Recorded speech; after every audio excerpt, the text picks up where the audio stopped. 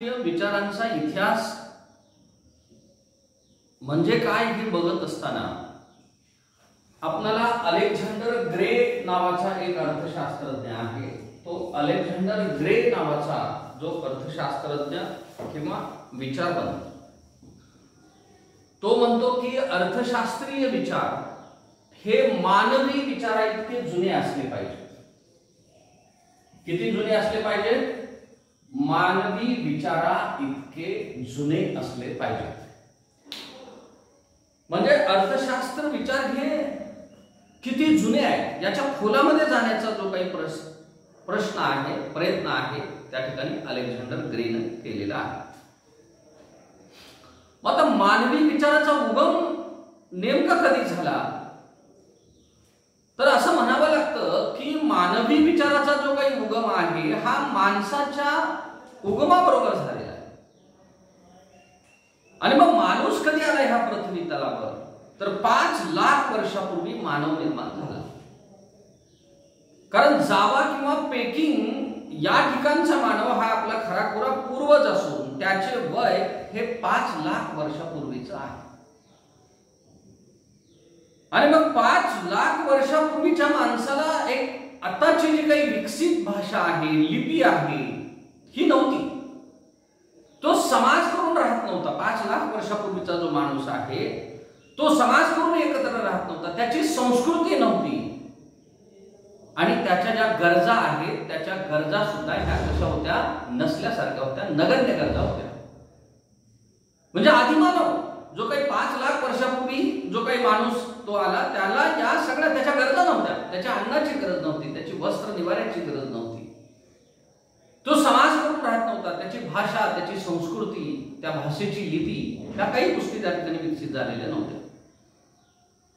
आणि मग तो जगायचा कसा 5 लाख वर्षापूर्वीचा मानव? तर 5 लाख वर्षापूर्वीचा माणूस हा भूक लागली की नैसर्गिक जगायचा. तो फळं खायचा, तो कंदमुळं खायचा, तो शिकार करून जगायचा, तो एखाद्या गुहेत राहायचा, झाडाखाली राहायचा. त्यामुळे त्याच्या समोर आर्थिक प्रश्न नव्हते ना. म्हणजे त्याला यातली कुठलीही गोष्ट त्याला विकत घ्यावी लागत नव्हती किंवा त्याच्यासाठी पैसे मोजण्याची गरज नव्हती. आणि म्हणून हे जर आपण जर बघितलं तर जरी माणूस हा 5 लाख वर्षापूर्वी जरी आला असला तरी अर्थशास्त्रीय विचार मात्र इतका जुना नाही.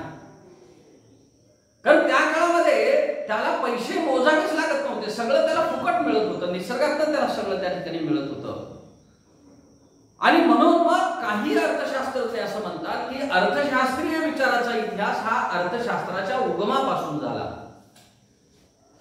मग अर्थशास्त्राचा उगम कधी मानतो आपण अर्थशास्त्रज्ञ किंवा अर्थशास्त्राचे अभ्यासक? तर 1776 ला ॲडम स्मिथचं वेल्थ ऑफ नेशन पब्लिश झालं आणि म्हणून 1776 हे अर्थशास्त्राचं जन्मवर्ष आणि ॲडम स्मिथ हा अर्थशास्त्राचा जनक आपण त्या ठिकाणी मानतो.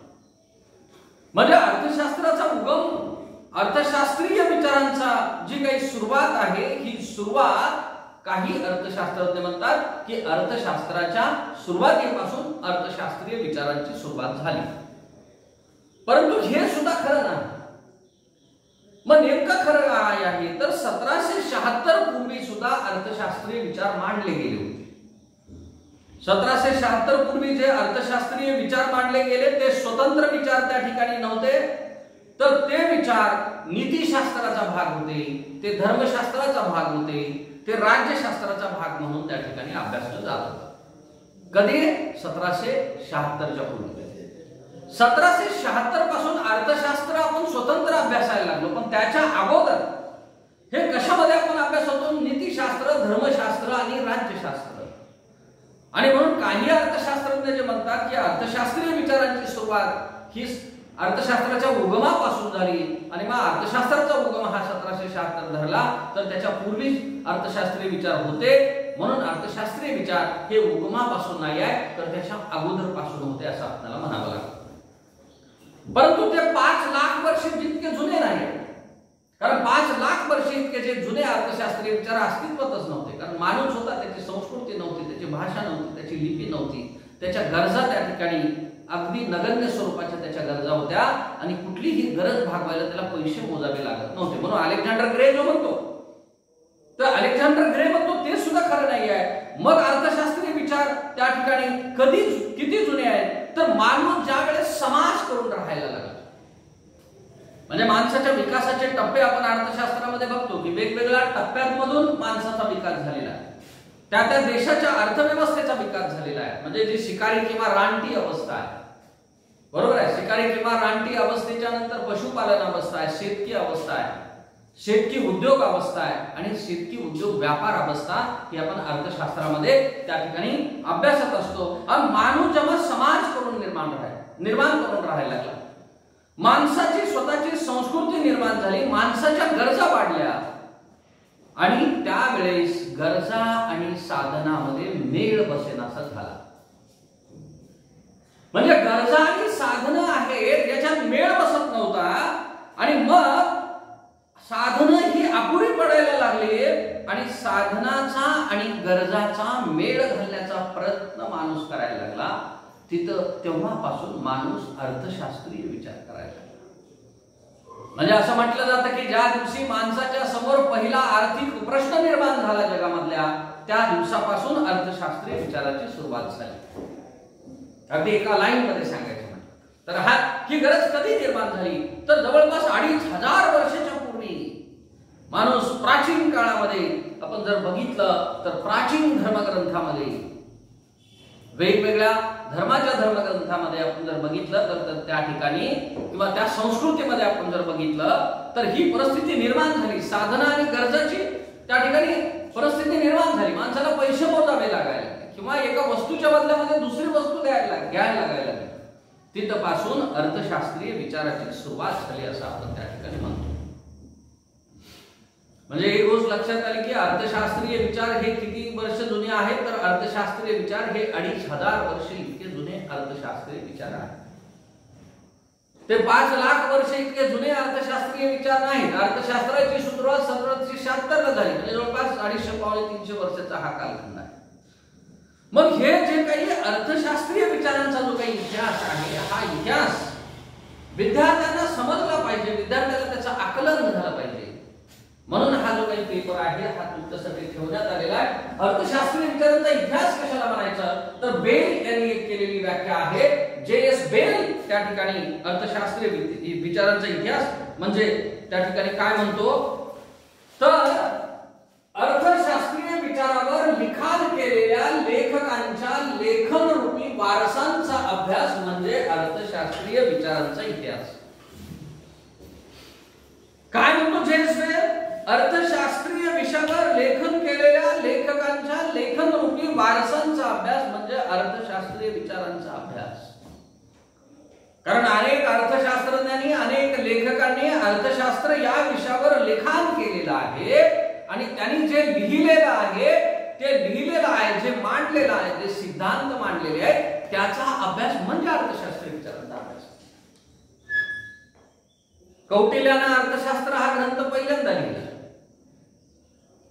तो ग्रंथ हा इसवी सन पूर्व 350 वर्षाच्या कालखंडामध्ये त्यांनी त्या ठिकाणी लिहिला आणि 1776 ला ऍडम स्मिथनं वेल्थ ऑफ नेशन त्या ठिकाणी लिहिलं. म्हणजे जवळपास ऍडम स्मिथच्या अगोदर 2000 वर्ष अगोदर कौटिल्यानं अर्थशास्त्र मांडलं. परंतु आपल्याकडं जे ज्ञान आहे ते बंदिस्त करून ठेवण्याची पद्धत आणि जे लिहिलेलं आहे ते पुढे आलं नाही आहे, ते पुढे यायला खूप वेळ लागला. मला वाटतं 1920 ला त्या ठिकाणी 1909 मध्ये त्या ठिकाणी म्हैसूरच्या लायब्ररीमध्ये आर रामशास्त्री या त्या ग्रंथपालाला हे हस्तलिखित जे आहे हे त्या ठिकाणी सापडलं 1909 ला. आणि त्याच्या अगोदर आपण जर बघितलं तर 2000 वर्षापूर्वीचा म्हणजे अर्थशास्त्राचा खऱ्या अर्थानं जनक हा कौटिल्य राहिला असता. परंतु जगामध्ये सगळ्यात अगोदर कोणाचं नॉलेज आलं त्या ठिकाणी तर जगामध्ये सगळ्यात अगोदर त्या ठिकाणी ऍडम स्मिथनं त्या ठिकाणी मांडली. दुसरी व्याख्या हॅनेने केलेली आहे. अर्थशास्त्रीय विचारांचा इतिहास म्हणजे आर्थिक विचारांची उत्पत्ती, त्याचा परस्पर असलेला संबंध आणि त्याचं स्पष्टीकरण याचा शोध घेऊन विकासाचं टीकात्मक विवेचन करणं म्हणजे अर्थशास्त्रीय विचारांचा इतिहास आहे. अर्थशास्त्रीय विचारांचा इतिहास म्हणजे काय? आर्थिक विचारांची उत्पत्ती त्या ठिकाणी आहे, त्याचबरोबर परस्पराशी असलेला संबंध आहे आणि त्याचं स्पष्टीकरण याचा शोध घेऊन त्याचं जे काही टीकात्मक जे काही विश्लेषण आहे ते त्या ठिकाणी विवेचन आहे, त्याला आपण त्या ठिकाणी अर्थशास्त्रीय विचारांचा इतिहास त्या ठिकाणी म्हणतो. प्रोफेसर शुम्पीटरने त्याची व्याख्या केलेली आहे. अर्थशास्त्रीय विचारांचा इतिहास म्हणजे अर्थशास्त्र या विषयाशी संबंधित असलेले सर्व मत प्रदर्शन व विचार, विशेषतः सार्वजनिक धोरणाशी संबंधित असलेले, म्हणजे सरकारच्या धोरणाशी संबंधित असलेले एखाद्या विशिष्ट वेळी विशिष्ट ठिकाणी सार्वजनिक मनामध्ये तरंगत असलेल्या विषयाचा अभ्यास म्हणजे अर्थशास्त्रीय विचारांचा इतिहास. म्हणजे अर्थशास्त्रीय विचारांचा इतिहास म्हणजे अगदी साधं सोपं जर आपल्याला सांगायचं झालं, अर्थशास्त्र या विषयावर ज्यांनी लिहिलेलं आहे, ज्यांनी सिद्धांत मांडलेले आहेत, विचार मांडलेले आहेत, त्या विचारांचा अभ्यास म्हणजे अर्थशास्त्रीय विचारांचा अभ्यास, विचारांचा इतिहास आहे. हे सगळं बघितल्याच्या नंतर या इतिहासाचं महत्व काय आहे, अर्थशास्त्रीय विचारांचा इतिहास याचं महत्व काय आहे, तर एकूण या 8 मुद्द्याच्या आधारे आपल्याला ही गोष्ट आपल्याला समजून त्या ठिकाणी घ्यावी लागेल. पहिला मुद्दा त्याच्यामधला आहे अर्थशास्त्राचं स्वरूप समजतं अर्थशास्त्राच्या विद्यार्थ्याला. अर्थशास्त्रीय विचारांचा इतिहास तुम्ही अभ्यासल्याच्या नंतर बदलत जाणाऱ्या सामाजिक आर्थिक परिस्थितीनुसार अर्थशास्त्रीय सिद्धांत सुद्धा बदलत जातात. आणि मग हे बदलत गेलेले जे काही अर्थशास्त्रीय सिद्धांत आहेत की त्या सिद्धांताच्या माध्यमातून अर्थशास्त्रीय विकासाची जी काही जाणीव आहे ती जाणीव विद्यार्थ्याला त्या ठिकाणी होते.